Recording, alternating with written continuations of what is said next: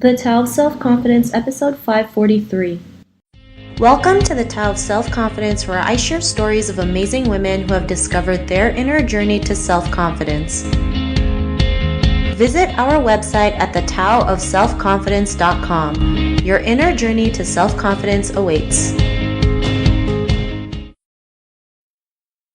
Well, hello, friend. Welcome to the Tao of Self-Confidence, where I share stories of amazing women who have discovered their inner journey to self-confidence. I'm your host today, Sheena Yap-Chan, and today I have a phenomenal lady on the show today. She is a TV journalist and a blogger, and I'm really excited to have her on today to share her story with us on self-confidence. So without further ado, I'm going to introduce you to Hoang-Kim Cung. Kim, how are you today? Maybe you can fill in a little bit more about yourself to the listeners. Hi, Sheena. I'm doing absolutely fantastic, and thank you so much for having me on the show today. I really appreciate it. Yeah, I am a TV reporter, anchor, and I'm also a blogger. I run a fashion and lifestyle blog, coloranchic.com. I actually started that in college and then watched it grow into what it is today. And I'm a Vietnamese American, grew up in Texas, moved to a couple different states because of working in the TV industry, but absolutely loving what I do now and really excited to share some things I've been able to take with me from all the lessons I've been able to learn and just really share that and hopefully encourage other women. Awesome. Well, thanks for sharing that. And Kim, what's your favorite self-confidence quote? So my favorite is actually "Fortune favors the bold," which is a Latin proverb. And I've always loved it. I think I first heard it when I was about 10 years old, and it really stuck with me just because I really believed if you are bold enough to go out there and do something, whether it's a little risky or not, you will be rewarded in the long run. And I think for me, having been a figure skater when I was younger, risk taking was definitely part of it. When you go up for a jump, you don't know if you're going to land or not all the time. Sometimes you fall, sometimes you land, but that's when I first started really taking risks, and I've been able to do that throughout college and with my career. So that's definitely my favorite quote. Awesome. Well, thanks for sharing that great quote. And in your own words, how do you define self-confidence?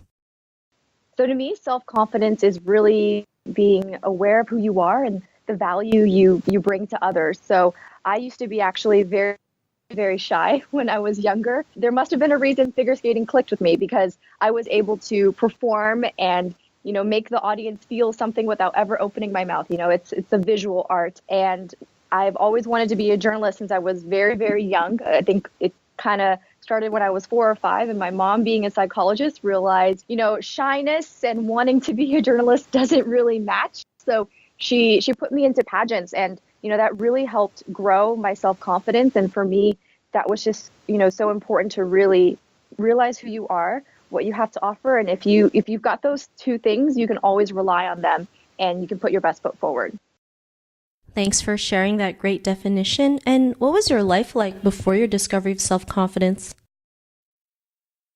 Yeah, so I mentioned I used to figure skate when I was younger. I did it competitively for about 11 years. And like I said, I was very shy.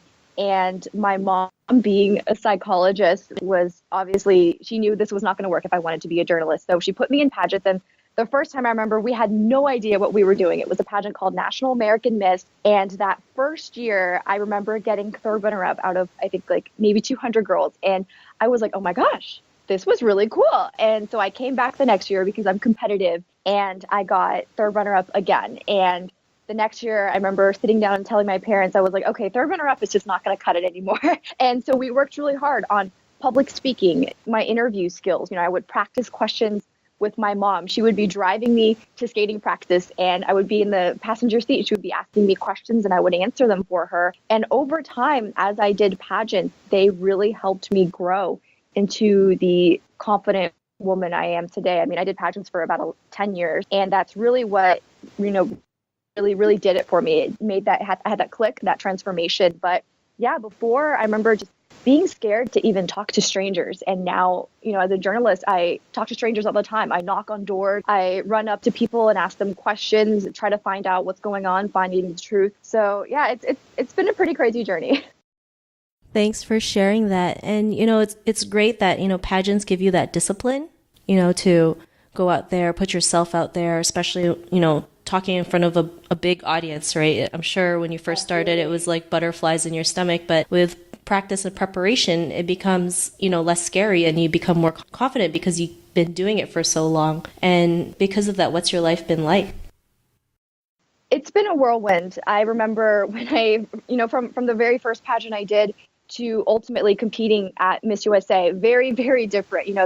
A smaller pageant, a smaller state pageant, and then all of a sudden representing a state at Miss USA, which is, a very, very big deal, and actually a dream I had that I never thought would happen. And just, having to prepare for Miss USA was just on a different level. I mean, I was working as a local journalist, but when you're working as a local journalist, you're really involved in local news, hence the local part. So when I wasn't at work, I was spending all of my time reading national and international news, making sure I was staying up to date, forming opinions on everything that was happening. And I think for me, being able to form an opinion on something and know how I feel about it really made me more confident. When I was stepping on stage for on-stage question, a lot of us, there is really no way of preparing other than just reading, being up to date, and being informed, because you have no idea what they're going to ask. So being able to stand up there and feel good, like throw it at me. I can handle whatever you want to throw at me. I can answer this question. I can do it confidently. That transformation has